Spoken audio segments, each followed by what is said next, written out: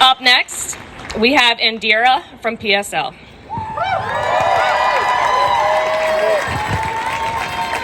Peace, everyone. Two things before I start. For one, can we give it up to the Herald that leaked this information to us?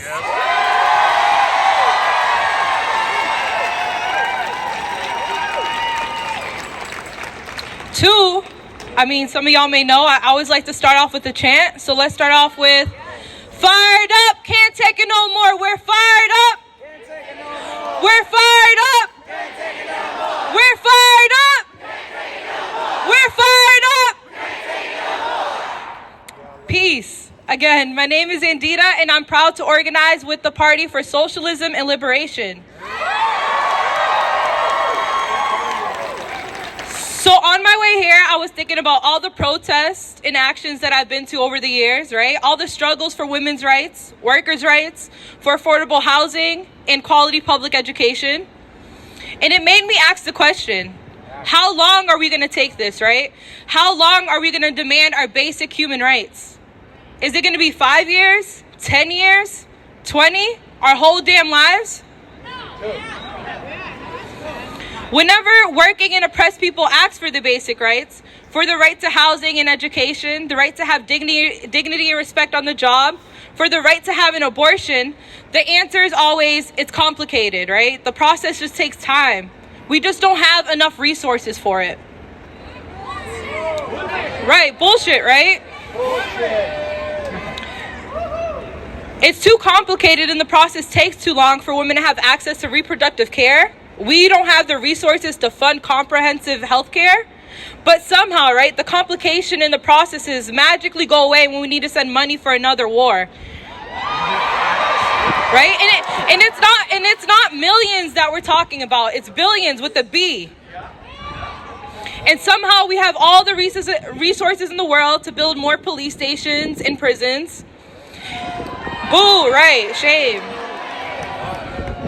And I don't know about y'all, but something tells me the equation isn't as complicated as it's made out to be.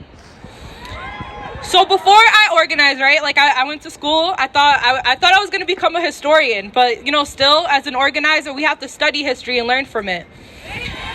And one thing I know for sure, right, is the only way working and oppressed people have had their demands met is by fighting for them.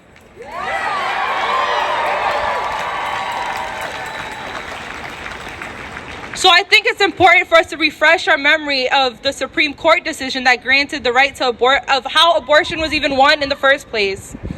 So the legal right to abortion was not an invention that fell from the sky. When it became a law in 1973, arch reactionary Richard Nixon was in the White House and the Supreme Court had a conservative majority.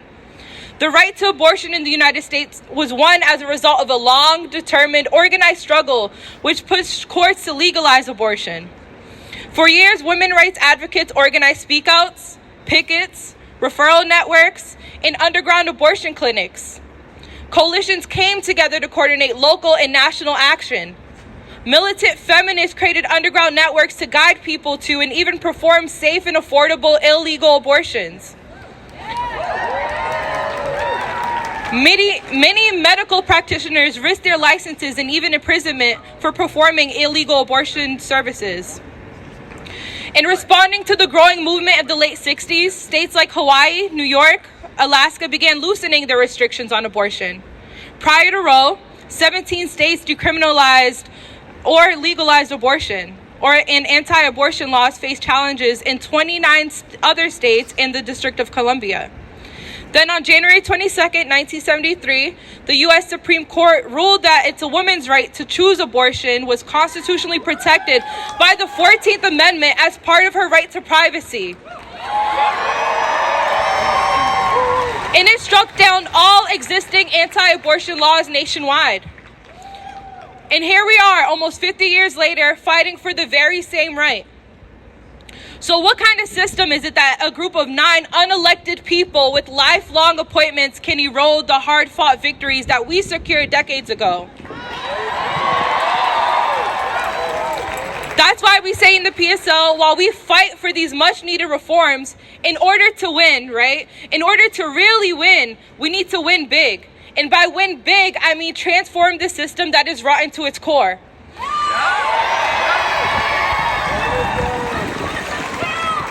A system that in one day can spend $30 billion on war and the next day effectively criminalize the bodily autonomy for millions of women.